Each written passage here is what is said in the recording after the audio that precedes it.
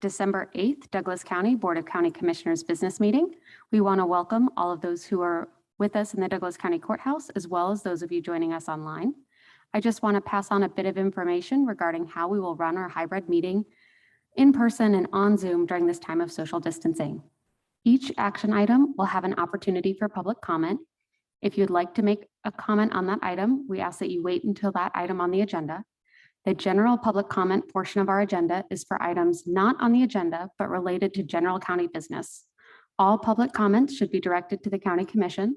For both public comment opportunities, we will take public comment from residents who are here in person at the courthouse first, then online commenters. All public comments will be limited to 3 minutes. If you have public comment on an agenda item or under regular public comment, please use the raise your hand function on Zoom. Staff will call on you and move you into the meeting.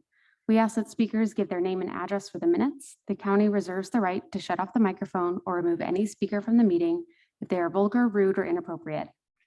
If visual aids are used during the meeting, the presenter will share their screen with the call. Participants online will not be able to view them without a computer, smartphone, or tablet. All participants will be entered into the meeting with their audio muted, meaning the commission and the public will not be able to hear you. Presenters will be able to unmute when their agenda item comes up and when they are moved into the meeting. We ask that all online presenters use good conference call etiquette and mute their line when not speaking and introduce themselves each time they speak.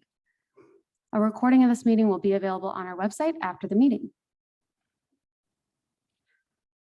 We will start this evening with a proclamation for Warm Hearts for Douglas County Day. Whereas Warm Hearts for Douglas County Incorporated will celebrate 40 years of providing financial assistance for residents who cannot afford winter heating bills. Whereas many households continue to face energy insecurity, which means they struggle to pay energy bills or keep their homes at a comfortable temperature. Whereas the cost of energy for winter heating is projected to increase significantly, creating additional stress on those struggling financially. Whereas residents of Douglas County continue to benefit from the work of Warm Hearts of Douglas County, whereas Warm Hearts works to prevent service interruptions that can negatively impact health and well-being. Now, therefore, be it resolved that the Board of County Commissioners of Douglas County, Kansas, proclaim December 8th, 2021 as Warm Hearts of Douglas County Day and encourages everyone to consider the needs of those who need assistance, not only on Warm Hearts of Douglas County Day, but throughout the coming year, and to give full support to the organization, which continues to aid Douglas County households unable to afford heating bills. And we have a proclamation here, if anyone would like to say a few words and come receive it.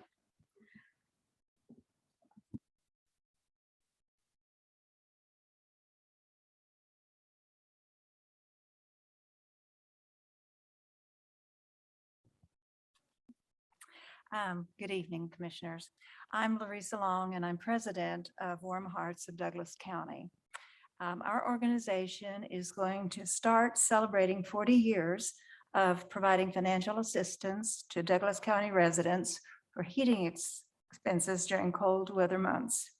We appreciate the support provided over those years from residents, businesses, and especially Black Hills Energy for providing matching funds in recent years. We are a volunteer organization and cannot offer this program without the help of 5 social service agencies: the Ballard Community Center, Catholic Charities of Northeast Kansas, ECAN, the Salvation Army, and the Senior Resource Center for Douglas County. Thank you for recognizing our organization this evening. It is our hope that we will be able to continue this program for many years to come. Thank you. Thank you.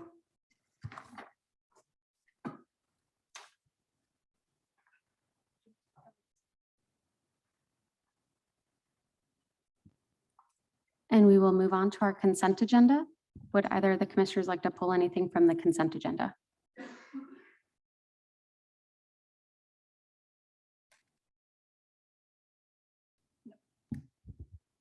Okay, I move to approve the consent agenda.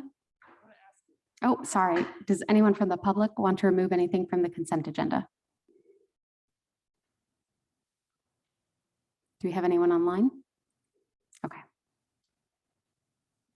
Commissioner Reed, I move to approve today's consent agenda items 2.1 through 2.7. Second. All of those in favor, please say aye. Aye. Aye. We will move on to general public comment. Do we have anyone here in the courthouse with us today for general public comment?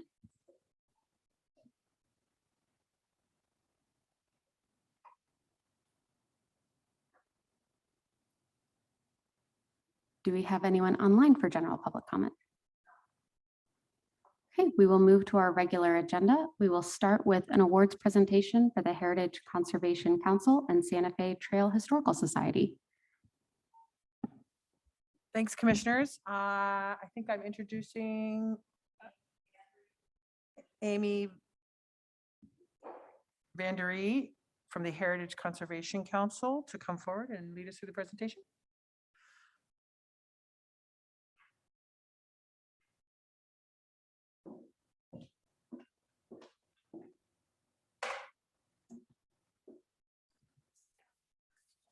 Greetings. I'm happy to present on behalf of the Douglas County Heritage Conservation Council the 2021 Advocacy Award for Outstanding Commitment to Historic Preservation from the Kansas Preservation Alliance to the Douglas County City Commission. Since its inception over a decade ago, the Heritage Conservation Council has taken on several initiatives. Most folks are aware of the Natural and Cultural Grant Program, which has benefited projects across Douglas County. A range of projects have been supported, from the stained glass window restoration of St. Luke AME in Lawrence, Kansas, to the Vinland Fairground barn restorations. Projects under numerous groups are also supported, including the Eudora Historical Society and Museum, Lecompton Historical Society, Friends of the Kaw, Haskell Cultural Center, Douglas County Historical Society, Watson Museum, Kansas Land Trust, Baldwin City, and many more. The HCC also provides public education strategies. These HCC-sponsored programs have related to cemetery conservation, National Register nominations, and tax credit seminars. The HCC has held walking tours in historic districts, organized barn preservation programs, held a series of public meetings related to the township survey process, participated in the Kaw Valley Farm Tour by serving as volunteer interpreters of historic sites related to rural life, and has made historic preservation resources available to the public via in-person consultations and postings on Douglas County website, YouTube channel, and Facebook pages. In response to the COVID-19 and 2021 bicentennial of the Santa Fe Trail, the HCC collaborated with Freedom's Frontiers National Heritage Area and the Santa Fe Trail of Douglas County to create a landmark tour for a smartphone app for auto travelers and bikers. This is the first in a series of tours that have been developed and promote the local Convention and Visitor Bureau, Freedom's Frontier National Heritage Area, and the Douglas County Metropolitan Planning Organization Bike Committee. This tour and future tours are based on local historic sites listed in the KHRI database and will promote the National Register of Historic Places listing. The Let's Get Started Barn Assessment Grant Program was begun in 2020. The HCC partnered with the Kansas Barn Alliance, who provided a portion of the required matching funds, $1,500, for the 9,000 HPF grant that selected 6 historic barns across Douglas County to receive structural assessment, scope of work documents, and price estimate for the barn repairs. Of the 6 barns selected for the 2020 barn program, 3 are listed or soon be listed on the National Register. 2 received Kansas Agricultural Resource Grants totaling $79,000 for rehabilitation work in May of 2021. And a group of property owners has formed an informal barn preservation support group, which is working to inspire other barn owners to participate in the program. So for a small investment of just $2,000 from the HCC's budget, great strides have been made over the last year towards saving historic barns. A barn preservation kit is also being developed in collaboration with the KBA to promote the ongoing need for rural property owners across Kansas. The Douglas County Historic Building Survey Plan has systematically surveyed all of the rural portions of Douglas County.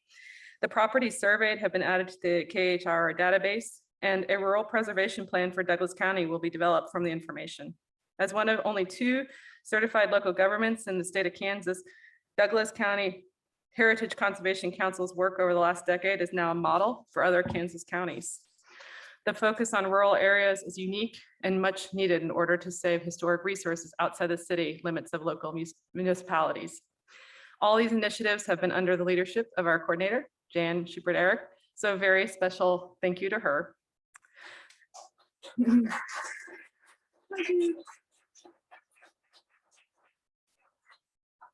We are, as a council, so grateful to all have served on the council and have supported the council and have been part of the grants program. We all benefit from the collaborative efforts of those sharing the vision to promote the conservation of our cultural and natural heritage, to honor our past, enrich our present, and inspire our future. I'd like to ask now if we could have former, I almost said future council members, former council members recognized. Would that be okay, Jan, as well? And present council members be recognized as part of this. Oh, yes, sorry. Is it okay if they come forward? I didn't mean to not ask permission. I haven't been in public in a long time. I've been on a lot of Zoom lately. Yeah, that's okay. Sorry.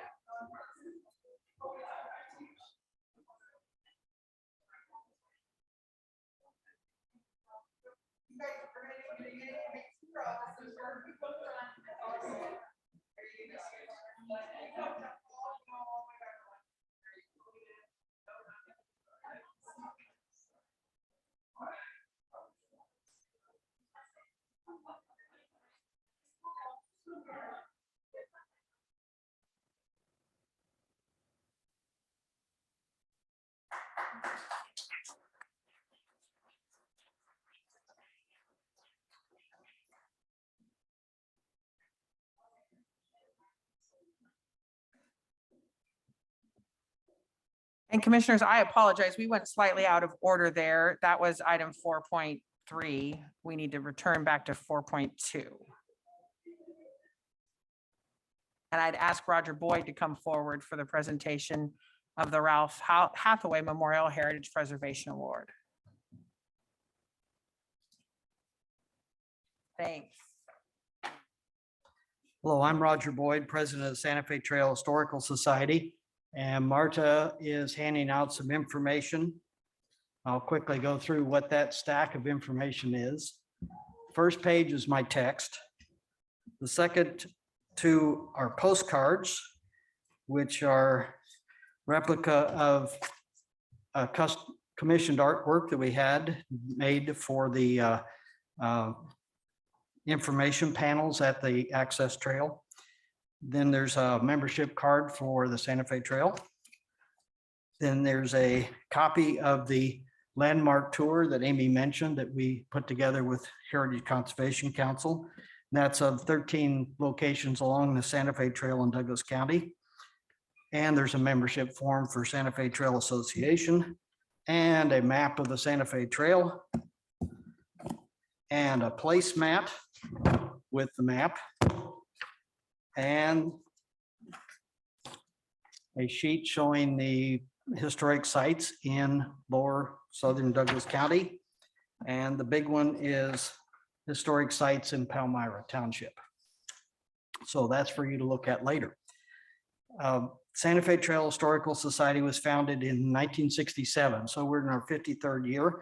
The initial interest was in promoting and conserving the Santa Fe Trail in Douglas County.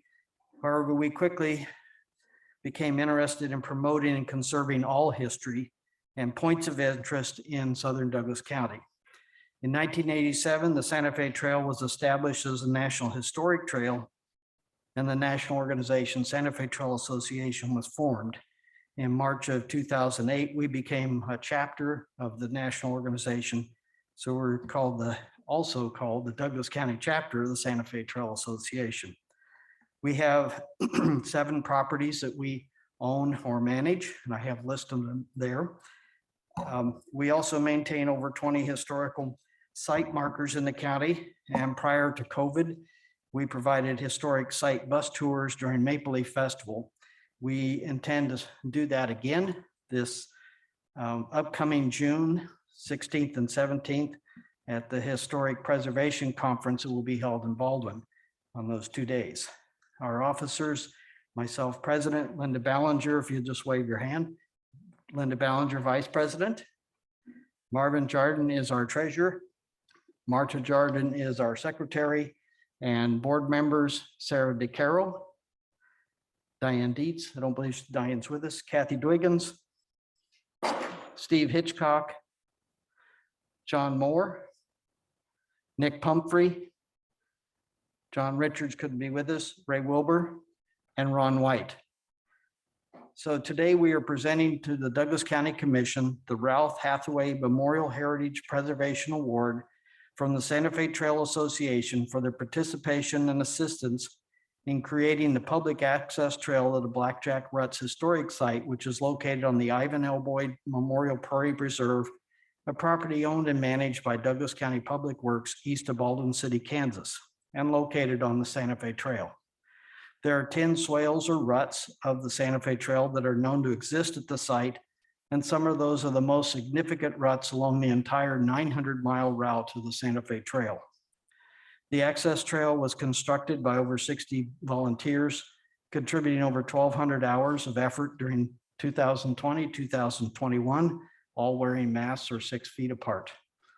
Douglas County Public, that was a joke. Sincere, but Douglas County Public Works installed a culvert and fill to span the drainage ditch, as well as provided additional fill and gravel that we use to cap the trail. Funding was provided from Heritage Conservation Council as well as the National Park Service. Commissioner Reed was able to participate in our dedication of the trail in June of 2021. Today, we recognize the Douglas County Commission for their continued support and leadership in conserving this historic site and helping create this improved access. And if the board will come forward, we'll make a presentation.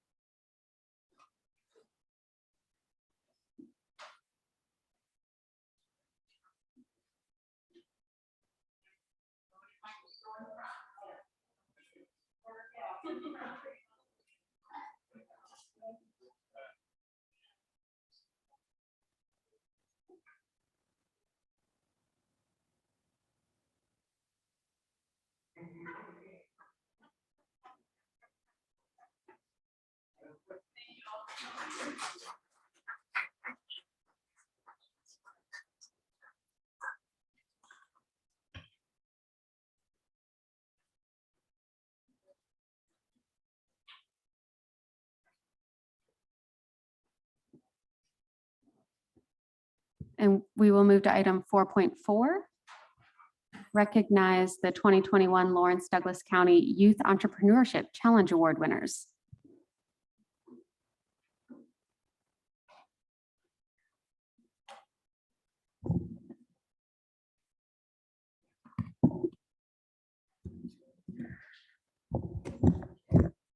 Good evening, Commissioners. Jill Joliker, Assistant County Administrator for Douglas County and E-Community Coordinator for Douglas County. So one of my responsibilities the last, I think, 4 years has been on behalf of the Douglas County E-Community and in partnership with the Lawrence Metro E-Community.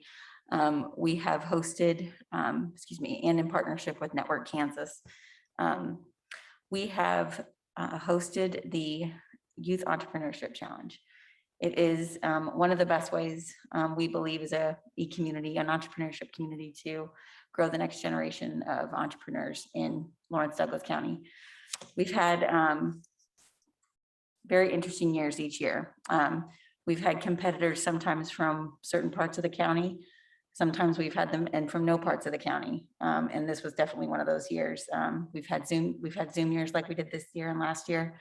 And we've had in-person years, which have been awesome. And we do intend to get back to doing them in person next year because they really are tremendous and allow the community to get in and interact with the entrepreneurs and see their products and really test their skills, which are absolutely on display in the competition. So real quickly, The competition calls upon the students to, in close consultation with a teacher at their school, ideally, is to develop a business plan and submit an executive summary. That's the first step. They submit an executive summary that's judged. And then when they enter the actual competition, they participate in a elevator pitch, and they present, which is 2 minutes, it's timed, and then they participate in a formal presentation, which is 4 minutes, that's also timed. We've had a really outstanding group of judges from across the community that stepped up to help in this regard. Chip Blazer with the Greater Community Foundation, Douglas County Community Foundation.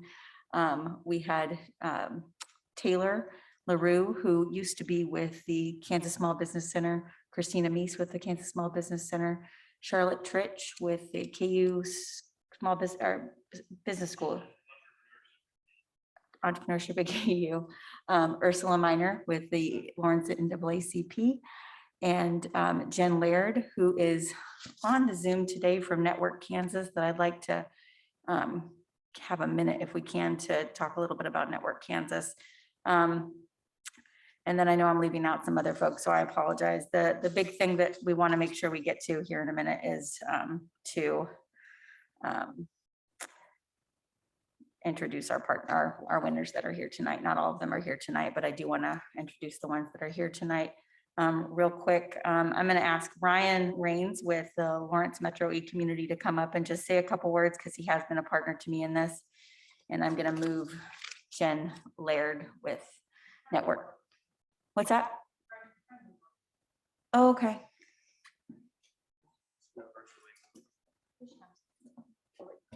Okay.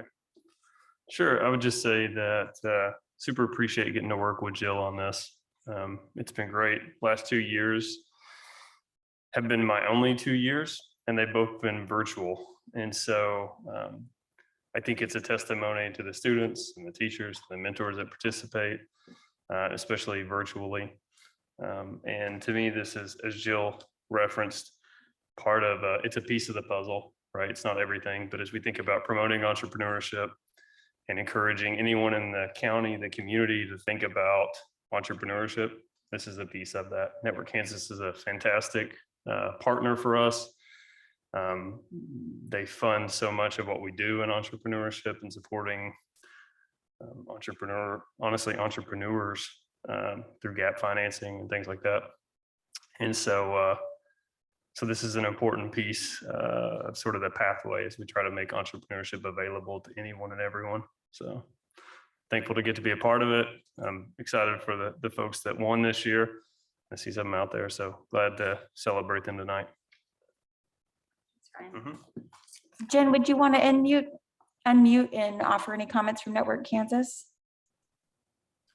Sure, absolutely. I'm on the road traveling, so I apologize that I don't have a live video feed, but I do want to say congratulations to your community. Network Kansas is so pleased that both Douglas County and the Lawrence Urban E-Community participate in our Youth Entrepreneurship Challenge. This year we have 54 events across the state of Kansas that are taking place between now and the end of March. And last year we had almost 900 students participate statewide. So this is something that is extraordinarily important to Network Kansas. And we are so pleased to have partners like Jill and Ryan who help promote this amazing Youth Entrepreneurship Challenge. And again, we are just honored to take part. Thank you. Thanks, Jen. Jen's a great partner to us as well. She makes everything a whole lot easier, and she's just a great resource to all of us. Okay, so without further ado, I'm going to dive into recognizing our winners. We have 4 winners of the competition, 5 if you count the prize that goes to the teacher of the first place winner, because they invest a lot in these competitors, and we want to recognize them. So I'm going to start with our 4th place finisher, and that is Kenton Simmons, and he is a student at Lawrence High School, and he's not here with us tonight.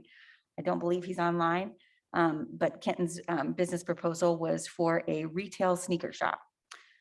And if you want to hear any more about this proposal, this business plan or any of the others, I'm happy to provide those. And then our third place winner is Maddox Oberzan, also a student at Lawrence High, and his business was a tutoring business. And then our second place winner is, and he is here tonight, Peter Morshes. Peter, come on up. So Peter is our first competitor and winner in the junior high category. So he had a great proposal, and I'm going to let Peter talk real quick about his business plan. Give him just a minute. Come on up.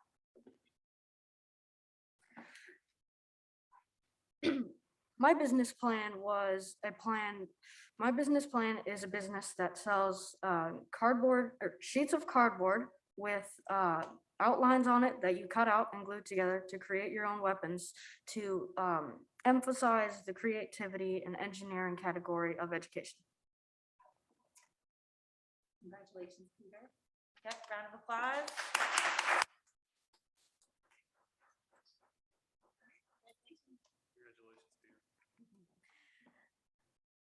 Oh, and I should say, the winners, it's cash money. They can do whatever they want to it. Hopefully with it, they can, hopefully they invested in their business, but it's a healthy award. So the second place award was $750.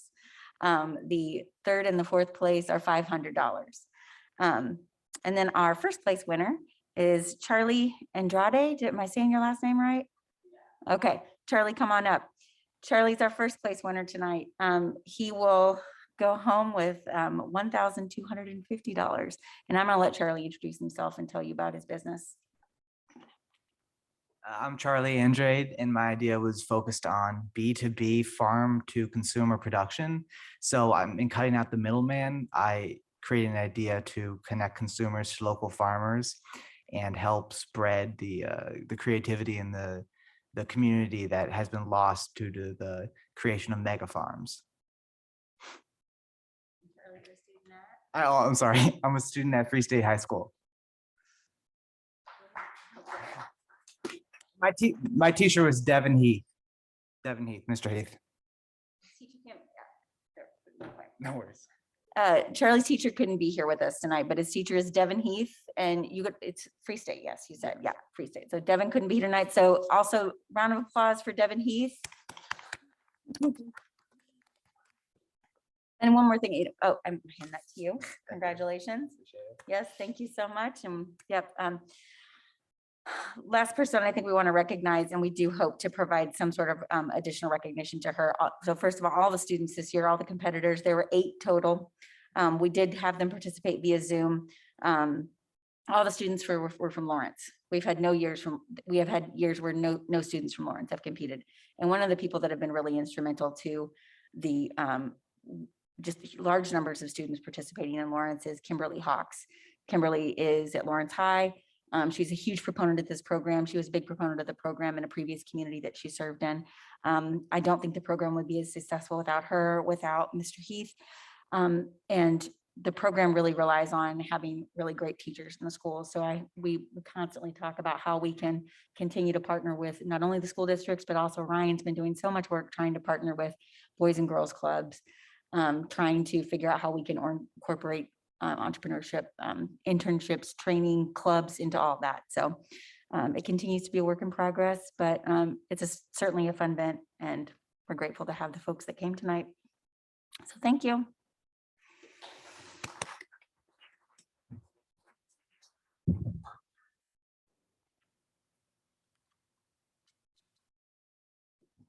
Do we want to do a picture with these winners as well? Since we have the winners here, could we have them come on up?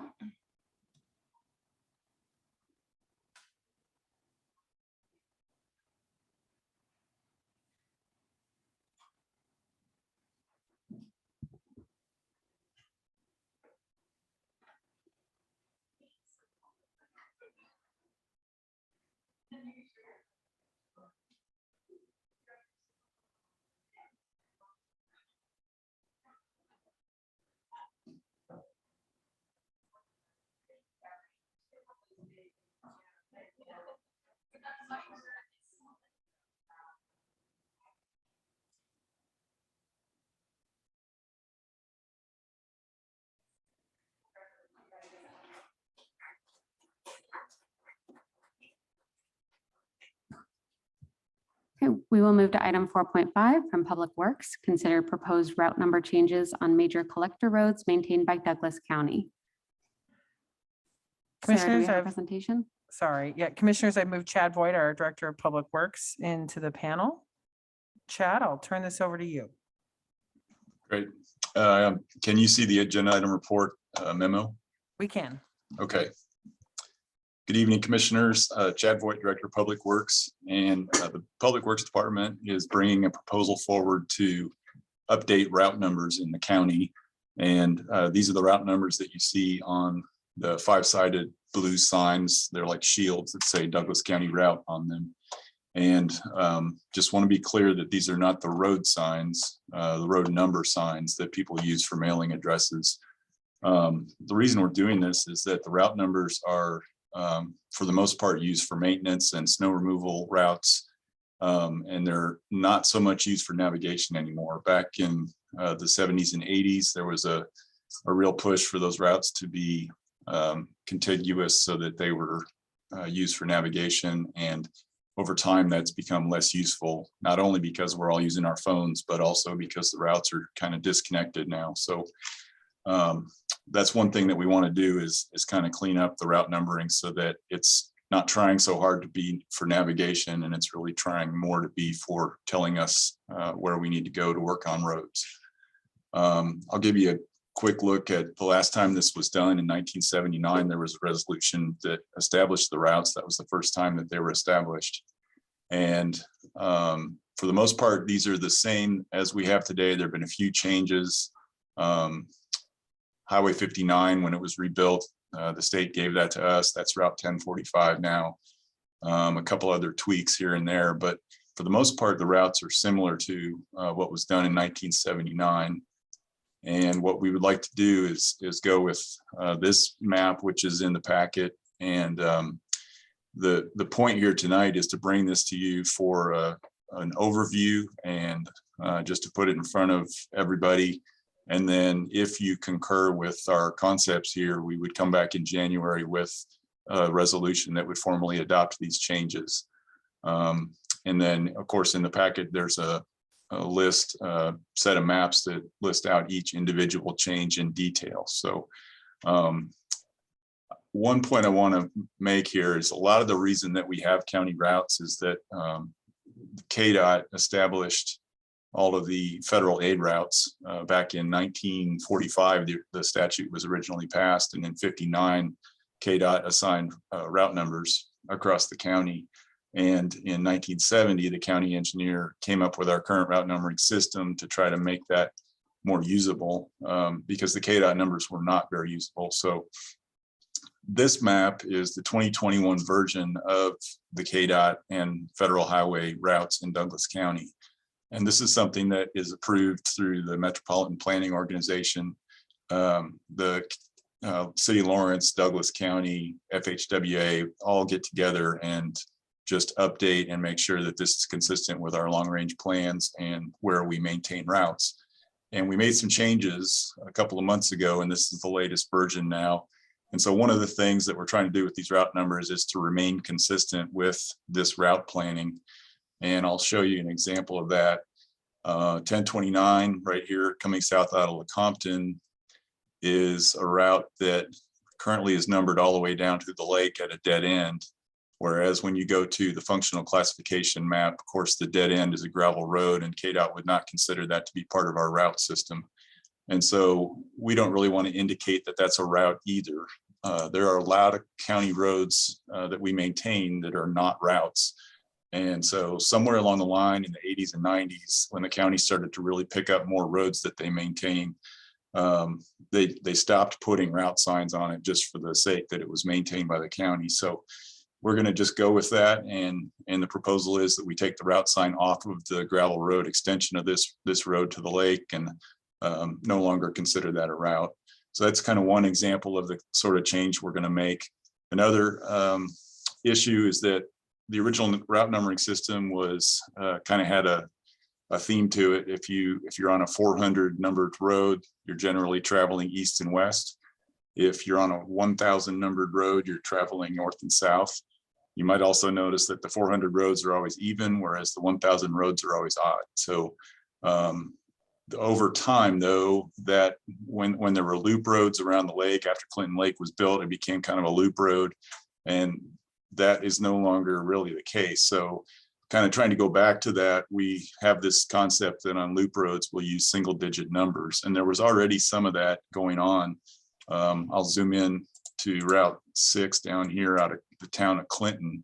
And Route 6 was on the original 1979 map, but it terminated at this intersection.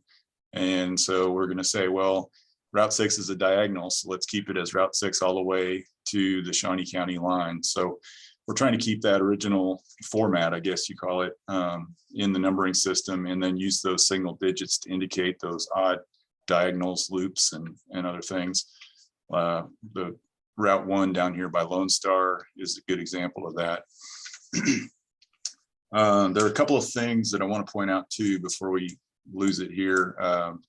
There's a road on the county line with Franklin County down here that's Route 474, and it's not on the proposed map. It was on the original 1979 map down here, and that really should have been changed probably 25 years ago to a township road not maintained by the county. It's a rock road, probably 25 vehicles a day, and Kdot stopped putting it on their federal aid route map in the 80s. And so that's kind of overdue, that change. Other changes are the little routes that are segments in Baldwin City that are remnants of an old contiguous route before Baldwin City grew and kind of absorbed it. So we're taking a couple of route numbers off of those minor roads. There's the Missile Silo Road out here that we want to take the route number off.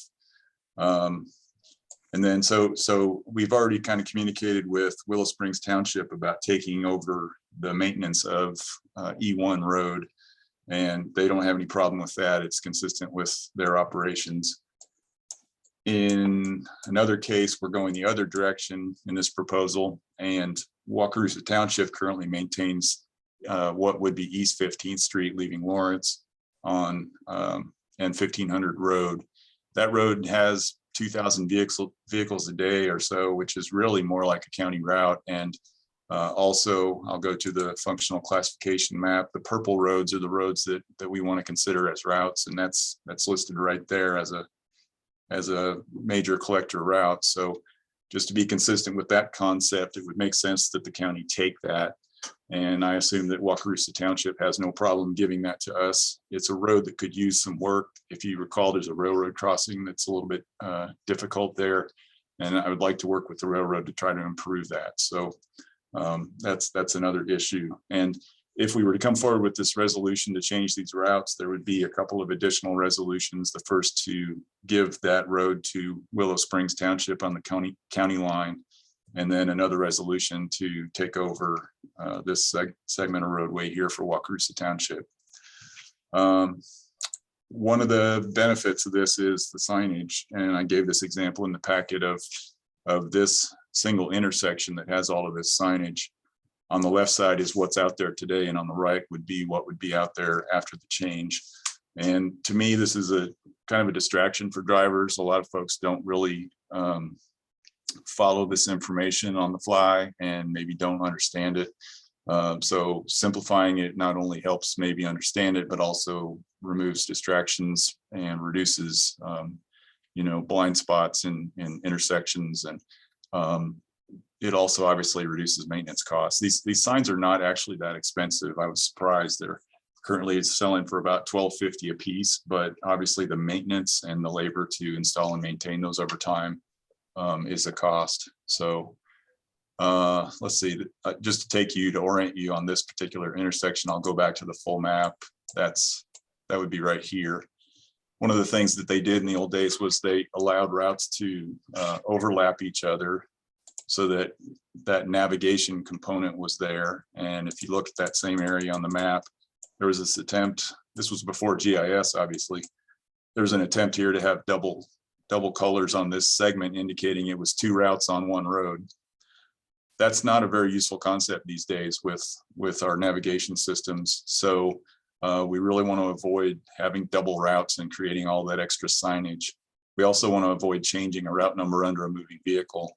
And that's where it makes a lot more sense on this full map here to go to this single loop. One other part about this loop that's a benefit is looking ahead at the extension of Wakarusa Drive out of Lawrence. And it's really one of the things that got us looking at this is what do we call that road as it leaves future K10 there? And by making this Route 5, it just simplifies everything. You can take the exit off K10 and drive all the way around the lake to Stull, and it's a very clean mapping, communications, signage, everything about it is very clear. So with that, unless you have questions, that's just something we want to put out in front of people. And if you are in agreement with that, then we would come back with those resolutions to make this official, if that's your wish. This is Commissioner Portillo. Thank you, Chad. I really appreciate that overview, and I appreciate all the work that's gone into this. The clarity around the single digit 400 and kind of 1,000 routes makes a lot of sense. I do just also want to thank Carrie for all of the communication she put out about this so we can make sure to get this in front of folks. I think that one of the things that I know people are concerned about is that this does kind of change the way we give directions verbally, but I just want to make sure this doesn't actually change any addresses. This doesn't change how people can navigate these roads. It's just updating to make sure the route numbers are more consistent. Is that right? Yes, that's right. The road numbers like E1000 road or N1000 road, those were introduced in 1984. And honestly, I don't know how we did anything before that, because telling somebody how to get to your place out in the county would be very difficult. And those road numbers were targeted at emergency services, getting response out there and knowing where to go. But obviously mailing addresses were greatly simplified, and it's a really good system that's in use. We're not proposing to change that at all. And so the route numbers are kind of overlaid on top of that. And hopefully, we might even be getting to the point where the route numbers are more useful for folks. Thank you. Any other questions? This is Commissioner Reed. Thanks, Chad. To kind of piggyback off that question, can you speak a little bit to what conversations y'all have had with both, excuse me, our sheriff's department, other first responders, like you mentioned conversations with some of the townships around some specific changes, but can you speak a little bit to that and maybe the volunteer fire departments also, and what their feedback has been about this proposed change? Sure, yeah. We had these maps pulled together in September and sent out an email to all of the townships, all of the fire districts, Fire District 1, emergency dispatch, the sheriff, and then followed up with some other folks that are just kind of contacts in the county, and sent them copies too. And then when I didn't hear back from the sheriff and dispatch, I actually reached out again to them, and I talked to Tony Foster, and they just don't have any concerns with this. They used the numbered road numbers for addressing and for routes, and everything they're doing is generated in GIS and giving them route numbers. So there are times when somebody might be on the side of the road and say, hey, I'm on Route 458, when they're calling dispatch, and dispatch obviously is familiar with that. And Tony said, we'll have a map that's available and updated, and we'll just get used to it. So hopefully it's easier, because I can see cases where the way things stand right now, they might even also be suffering some of that confusion and ambiguity that is there in the system now. So we did reach out to those folks. All the feedback I've gotten is kind of mildly supportive, no concerns. A lot of feedback has been almost leaning toward disinterest. So hopefully, we'll give people some time to absorb this, and hopefully this isn't something that creates any concerns or trouble for anybody. Thanks, Chad. I appreciate that. Yeah, excuse me. And thinking about it, I actually tend to overlook these blue signs. I'm familiar with them, but I'm either visually familiar with a route or I use those numbered roads. So I think it's kind of interesting to hear that maybe this is seems like a good simplification overall, long-term. And that also maybe they're not used by too many folks. So the impact is sort of narrow perhaps. So anyway, thanks for giving an overview of other folks' feedback. I don't have any other questions. Do we have anyone present for public comment on this item? Is there anyone online for public comment on this item? I know we're not voting on anything formal for you right now, Chad, but it sounds like we have a lot of positive feedback on this work. So really appreciate it and looking forward to seeing a number of resolutions in January. Great. Thank you very much. Thank you. We will move on to item 4.6, Treatment and Recovery Center. Sarah, what do you have for us? Thanks, Commissioners. I'd like to introduce Jay Zimmershed, our Director of Capital Projects, to come to the microphone and provide a brief overview of this item. I know he's got some other folks here in support as well. Good evening, Commissioners. My name is Jay Zimmershed, Director of Capital Projects for Douglas County. With us today in the audience is Patrick Smith, CEO of Burt Nash, and Jeanette Kirkpatrick, Director of Clinical Excellence for LMH Health. They are our partners in this effort in creating, defining, and realizing the Treatment and Recovery Center. The reason we're before you today is to request additional dollars be added to the project, the overall project budget. Over the course of the project, the last roughly 12 months, we've experienced a number of, I don't want to say surprises, but happy surprises that have led to use of our contingency dollars that we had planned for the project. And they are depleted to the point that as we move towards project completion and in the environment that we are in with pandemic supply chain disruptions, cost of materials are actually climbing more rapidly than traditionally you would see from a year-to-year escalation. We're at the point where we think it prudent to look at adding additional dollars at this point so that we can continue to procure the items that we need to furnish and equip the facility such that it's ready to operate roughly 3.5 months from now. On your AIR report, you'll see a list of kind of the pieces that we've run into or surprises that we have had over the course of construction. I can tell you we are extremely close to the actual originally approved project budget, such that one significant surprise would basically put us over that budget. And so again, staff is here proactively requesting these dollars in order to ensure fluidity of the construction and equipping process of the building. The only thing I'd add to Jay's remarks is just that, yeah, as Jay said, I anticipate that this project will probably come in really tight to close to the original project budget, but we're a little too close to comfort at this stage to do that. We'll obviously report back to the commissioners as we wrap the project up as to where the total project ended and that we believe that there are sufficient funds in the mental health sales tax fund to finance this increase. And we just all stand for any questions you might have. Do we have questions from commissioners?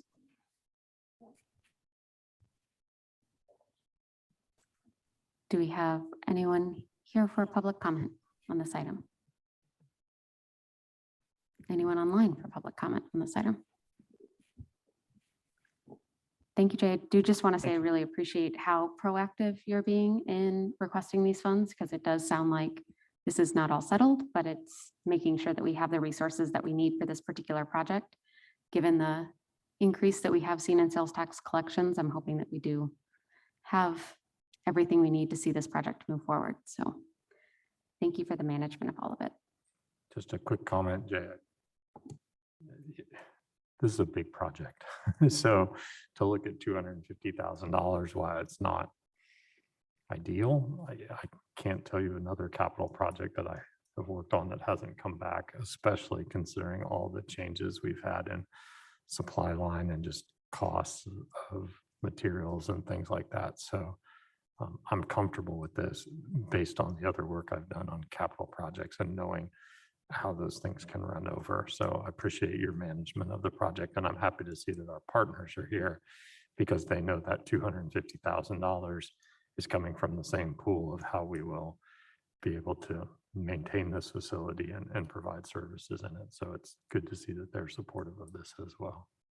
They've been very proactive in, as we get later here in the project, managing those dollars and being strategic and only looking at what we need to purchase. And so it's going well. Commissioner Reed, thanks, Jay. I just wanted to add to those comments that I appreciate the summary of sort of the primary things that have shifted plans and changed numbers or been some unexpected surprises. So thanks for going into some detail with that. And I appreciate how there's all these different factors and pressures that are sort of in the mix that maybe weren't a part of the conversation in the beginning. So thanks for the planning, and hopefully this gives you all some more comfort moving forward. Thanks for being here. Thank you.